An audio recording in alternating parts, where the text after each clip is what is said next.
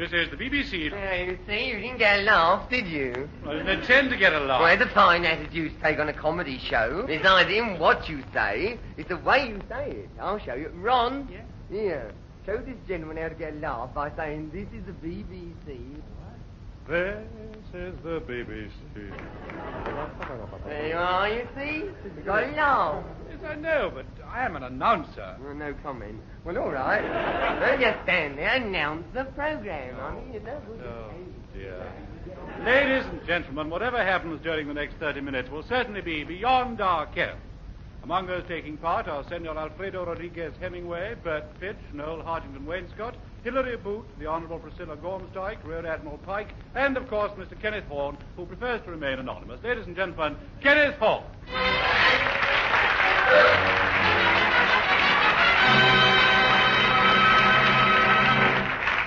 Hello, good evening, and welcome to Beyond Our Ken. Now, first of all, I have a special message for shipping. Will all ships expected in the Thames estuary next Thursday afternoon please proceed with the utmost care? I'm going paddling. Well, now, tonight I was going to talk to you about the domestic habits of the lesser spotted nighthawk.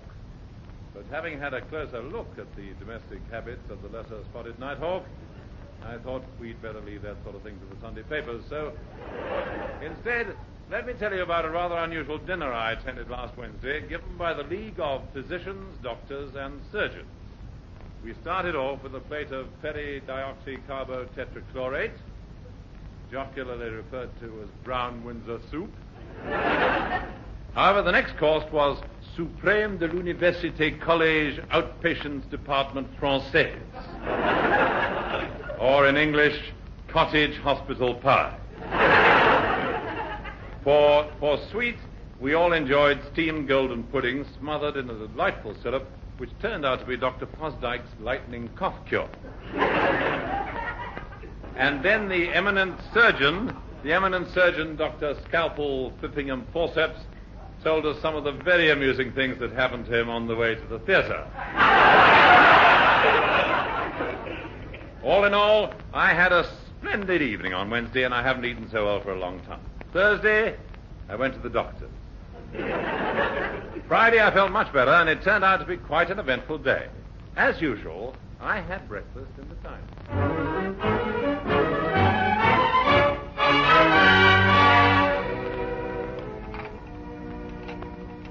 Can I clear away now, sir? Oh, I say, Prudence. Yes, sir? Just look at this desk. I can write my name in the dust.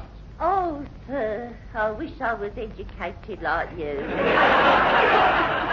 Well, whip a duster over it when you got the moment, will you? By the way, Prudence, what's the time? It's just 9 o'clock, sir. Oh, is it? I'll just switch on. I mustn't miss Housewife's Choice.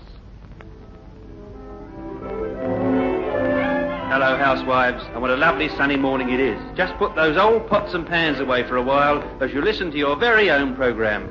And good morning first to Kenneth Horne of Kensington. I hope you're listening, because here is the record you asked for. Oh, at last. I've been waiting for weeks. Teddy bear who's been good. Oh, bother. Hello. Hello, Ken. This is Hugh Paddock here. I said, you know they're playing your record on Housewives. Yes, I know they are. I happened to be listening just now. It's Yes, quite well- unusual for me, because I never listen to the programme. Well, thank you, Hugh, For some yes. reason, I switched on this morning. When I heard your Well, name it's mentioned, very I nice wanted to of ring you. up and let you know, just in case you hadn't had the wireless on and you might have missed it. Yes, you yes, see. thank you. But I hope you don't mind my ringing. No, certainly not. I must ring off now. I'm trying to listen to the wireless. Goodbye.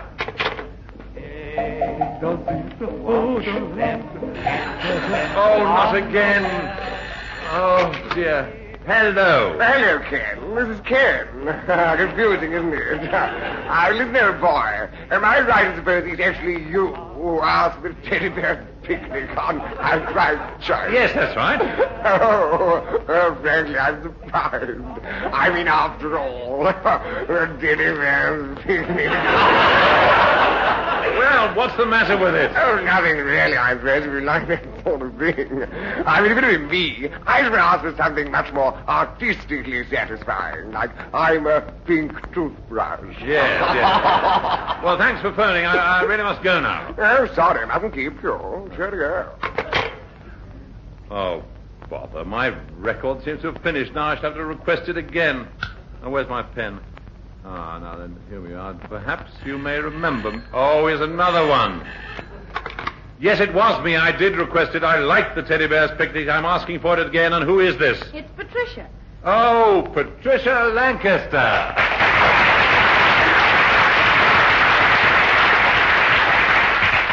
Sorry to have been so rude, Pat. Now, what can I do for you? Well, Ken, I just phoned about my song for the show. Oh, I say, I got an idea. Why don't you do the teddy bear's picnic? Well, I'd love to, Ken, but I've already chosen my song. It's called I'm Gonna Ring the Bell Tonight. Well, that's an even better idea. How does it go again? Like this. I don't care what I did last night or the night before that, and the night before that, too. I'm gonna ring the bell tonight. I'm gonna ring the bell tonight. That's what I'm gonna do. I'm aglow and I'm feeling so happy. New Year's Eve, lost my heart if that's the clue. I'm gonna ring the bell tonight. I'm gonna ring the bell tonight. That's what I'm gonna do. And when the moon takes 5 minutes intermission, I'll be wishing the intermission's through. Here's to you, here's to me, and here's to a life that's merry. I've just got to whoop-de-doo. I'm gonna ring the bell tonight. I'm gonna ring the bell tonight. That's what I'm gonna do. When you're in love, the feeling's fancy. Your heart is happy. Your feet are dancing. You're in a state that's done near trancy. It's almost too good to be true.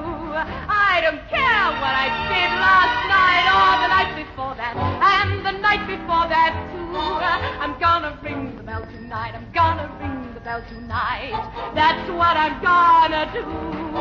And when the moon takes 5 minutes intermission, I'll be wishing the intermission's through. Here's to you, here's to me, and here's to a life that's merry. I've just got to whoop-de-doo. I'm gonna ring the bell tonight. I'm gonna ring the bell tonight. Gonna ring the bell tonight.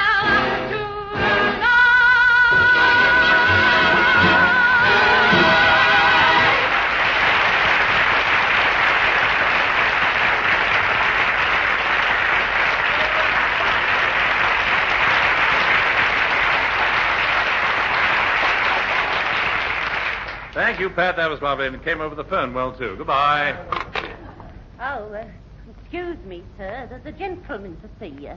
Shall I show him in? Yes, of course. In here, sir, please. Good morning, Mr. Horn. My name is Duncan Warrington Barker, D-I-G-B-B-C-O-B. All right, you don't know how to spell it. Yeah. Well, in a few weeks' time, we're starting something entirely new in radio. Oh. This is something quite revolutionary for the BBC. It's a panel game. Oh, no, not another one. But this one's completely different. Gilbert Harding won't be in it. I see. And now, Mr. Horn, we would like you to be the chairman. Oh, thank you. Now, the idea is this. It's a symposium of questions from an invited audience answered by a team of experts. And, I may add, we have devised a rather witty little title. Oh, really? What's that? We're calling it a symposium of questions from an invited audience answered by a team of experts. Oh, that's very catchy, very apropos, isn't it? Yes. All right, I'll do it. Oh, good. Now, the first broadcast is coming from the old barn, Little Twittering, Berkshire. Right, well, I'll be there. Sir, by the way, excuse me, a bit embarrassing question. Do you happen to have any influence with the Housewives' Choice?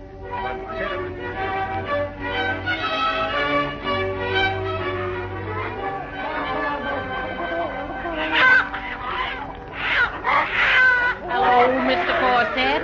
Here, there's something going on in the old barn. There generally is this time of evening. No.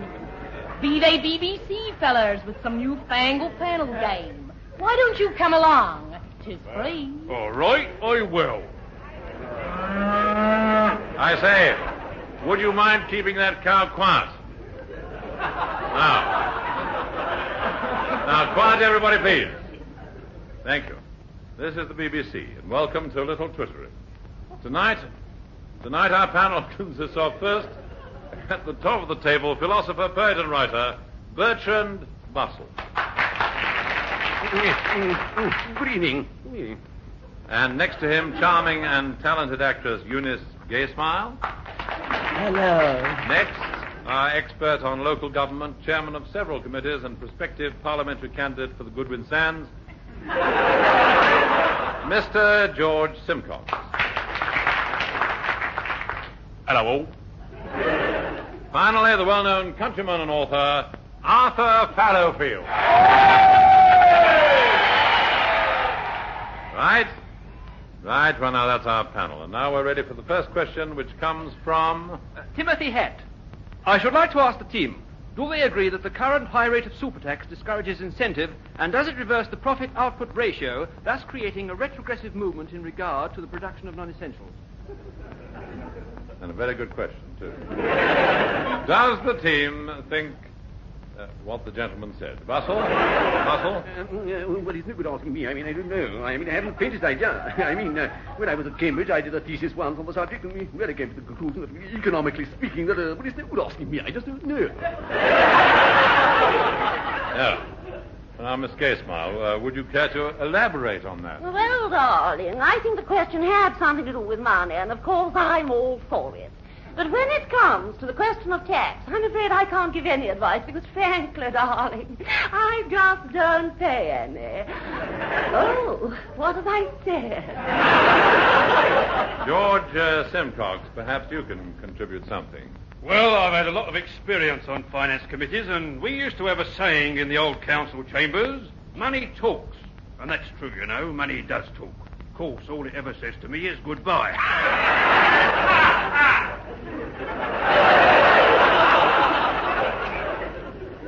Well done, Simcox. And so you should be. Now, Fallowfield, what's the countryman's view of all this? Well, I think the answer lies in the soil. What do we simple country folk know about super tax anyway? We like to live a plain, honest-to-goodness, down-to-earth life. As I said to my chauffeur this morning, Philpotts, I said, to the glorious day, drive me down to the country. I don't think you can do it. Thank you, Arthur, very much. Thank you. Well, the team seems to be agreed on that point. Next question. I'd like to ask a question. Well, just a minute, sir, just a minute. I think this lady was first. My name is Mrs. Florence Farr. Well, never mind, dear. I'm very worried about my teenage daughter. Does the team think that young girls nowadays are given too much freedom? Simcox, we'll give this question to you.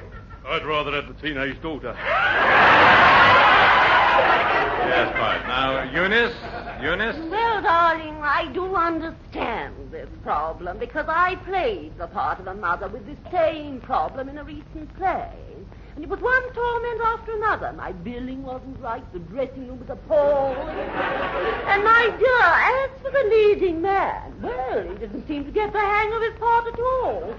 Absolutely no sense of character. But Eunice, surely that was the play you did with Alec Guinness. Yes, that's right. Whatever became of him? Now, Arthur, what have you got to say about teenagers? Oh, good luck to him, that's what I say. It's no good, you know, you can't fight nature. It's all harmless fun anyway. I'm sure Miss Gaysmile would agree with me. There's no harm in a bit of kissing and cuddling now and then, now is there, Eunice? No, darling, none at all. Good, then I'll see you afterwards. Well, now, I think we should hear from Bustle on this now. Bertrand? Get this chicken off my lap. It's needed egg. Bustle, please. Bustle, pay attention, please. Now, do you think that teenage girls are given too much freedom? Well, I think I can answer this one. You see, as a man of the world, I feel that it is... But there have been certain situations in which, how shall I put it? I do feel qualified in saying it. I make this statement in all sincerity. Well, I remember once... what was the question again? Are teenage girls given too much freedom? Yes. Thank you. And on that note, we'll say goodbye from the panel, George Simcox. Night all. Eunice Gaysmile. Night, darling. Arthur Fallowfield. Happy ploughing. And Bertrand Bustle. It is no good asking me. I mean, I haven't the faintest idea. And with that, ladies and gentlemen, we return you to the studio.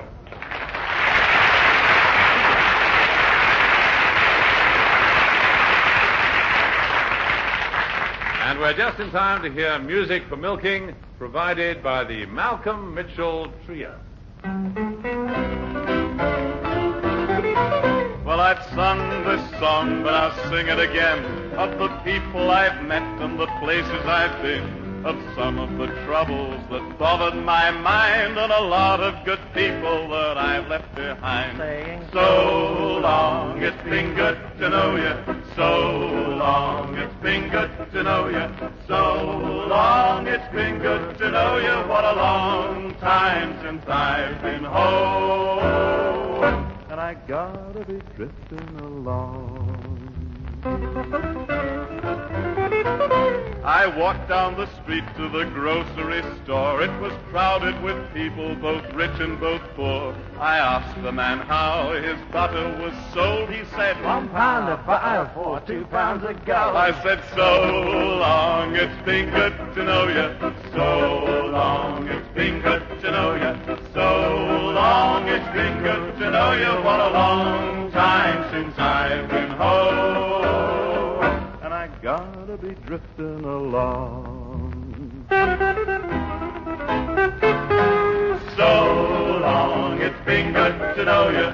So long, it's been good to know you. So long, it's been good to know you. What a long time since I've been home. And I gotta be drifting along. Gotta be drifting along. I've gotta be drifting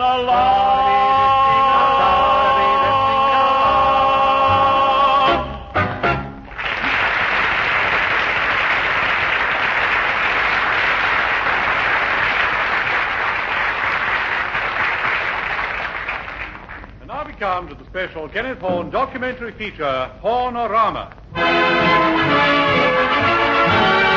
Yes, each week at this time, Kenneth Horne and his team of investigators bring you a factual report on topics of interest. And tonight, we present Sketchbook for 1908. The pages of our sketchbook are turned by Mr. Kenneth Horne, suave, debonair, man about 5'10" in his stocking feet. 1908, a great year for stocking feet. 1908, a bad year for shoe polish. How well I remember that year. Nobody asked you. 1908, a year that had gaiety, charm, elegance, and 12 calendar months. Yes, they don't make years like that any longer. A year of achievement. Come on, be a sport. All right, little old man, I will go away with you. How well I remember that year. 1908. First, let's take a look at the ordinary man. Revolting, wasn't it? Now let's turn to something... That's right. Go on. Turn your back on the ordinary man. The time is coming. The hour is at hand. The workers are rising. About time, too, lazy devils. 1908. How well I remember that year. Oh, a glittering decade. And at the fashionable hunt balls, the cream of society gathered. Glittering and decayed.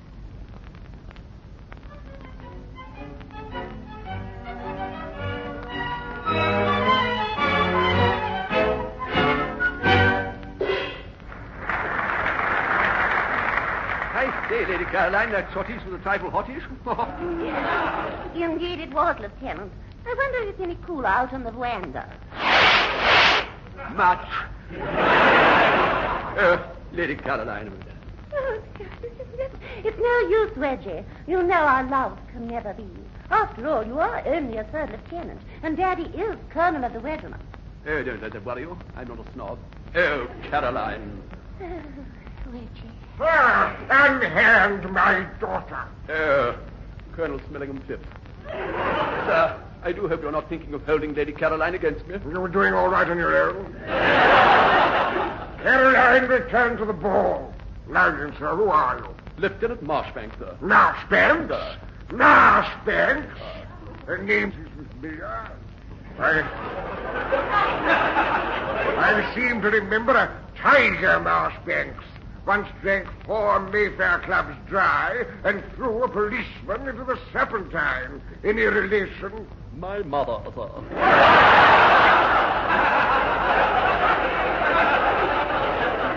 Yes, that's fine, woman.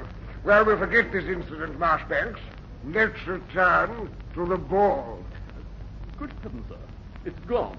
Gone? Good, you're right. I say, can we have our ball back?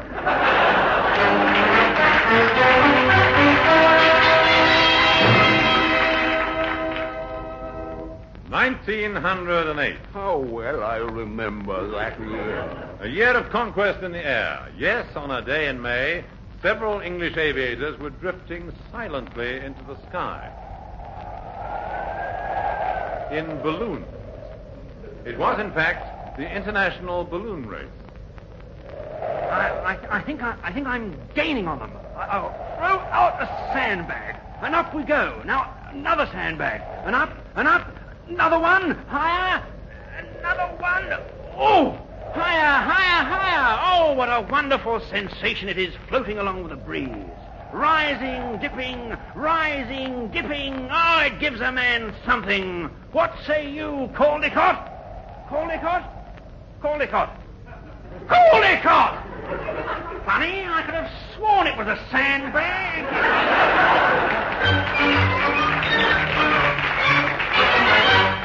But it wasn't only in aviation that progress was being made. In America, Mr. Henry Ford had already developed the prototype of his new family motor car.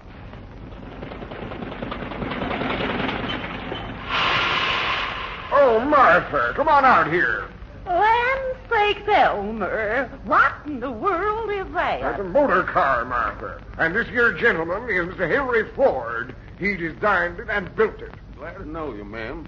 This here's my new design for a family car, and I'd be mighty obliged if you and your family would take the first ride in it and kind of try it out. Oh, well, gosh, Mr. Ford, we'd just love to. How tall the family?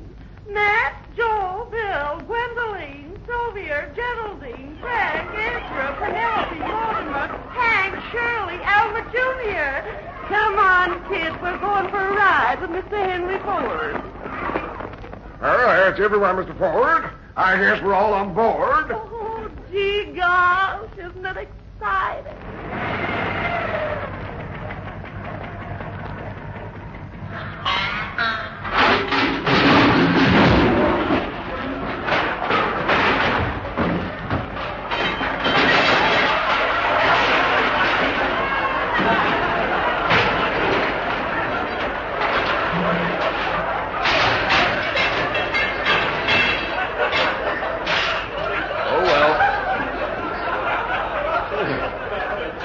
Back to the drawing board.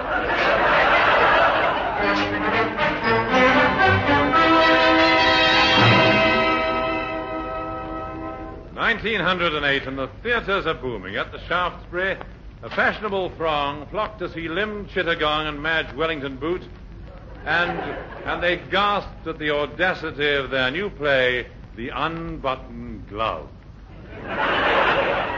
It achieved worldwide fame.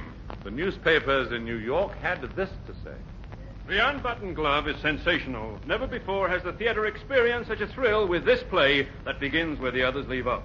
It will hold you, grip you, move you, enthrall you. Yes, it's a story of lust, hate, greed, envy, sex, violence, and corruption.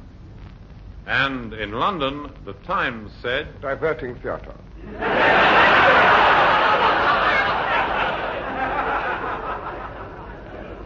but of course, to the ordinary man in the street, the music hall reigned supreme. Oh, we just make money. Went a lot further in them days. For a shilling, you could have a real good night out, mate. 3-course dinner, seat at the old home music hall, play the Welks, pair of boots with 2 whiskers, and a copy of Hadley's Guide to the Turf, mate.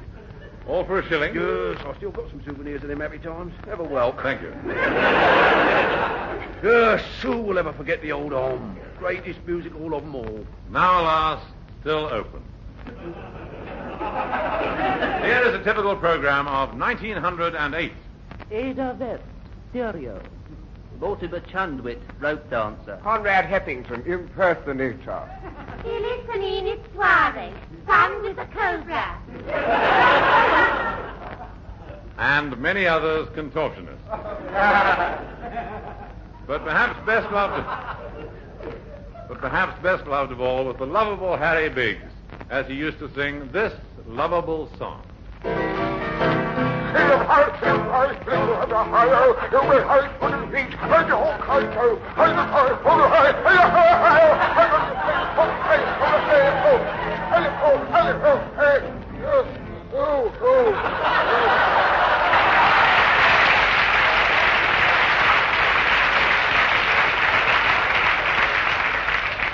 We must apologize for the quality of the recording, which of course is very old, but in case you missed one or two of the words, we have with us in the studio the lovable Harry Biggs himself. Now, Mr. Biggs, would you sing that song for us now?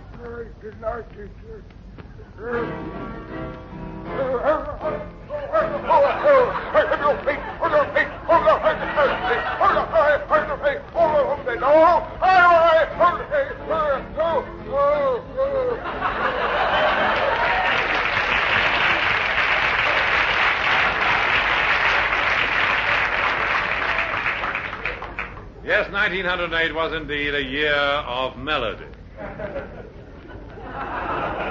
And, of course, in these modern days of American musicals, one soon forgets the days when British musical comedy was on top. And the hit show of 1908 was undoubtedly The Boys Are Back, which starred a young, vivacious personality, Miss Cicely Drawbridge. No one who ever saw the show will forget her singing this song. Coverage your glass with one and all. Two men are both brave and true. They aren't the smartest in the land, but they're British through and through. The dustman, they keep old England clean. In ragged coats from John O'Groats, right down to Golders Green. They empty your dustbins to brighten up the Strand. The dustman,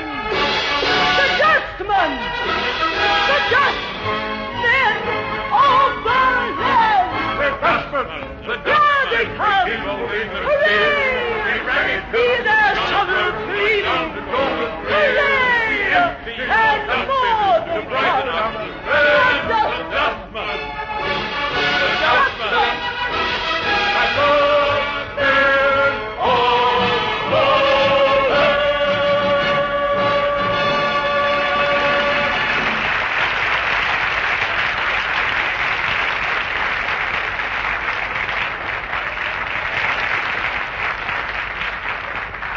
Well, there you are. 1908, a year that's gone down in history. Right down. Oh, well, I remember that year. Oh, go away. This is Kenneth Horne saying goodbye for now and leaving you with this thought. If you put a police constable to bed, would you be laying down the law?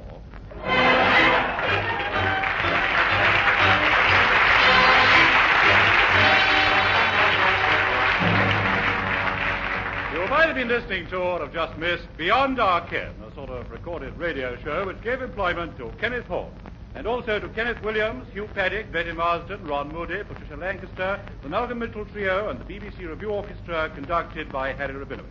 The script, believe it or not, was written, and letters of complaint should be sent to Eric Merriman and Barry Shaw. However, the onus must inevitably fall on our producer, Jake Brown.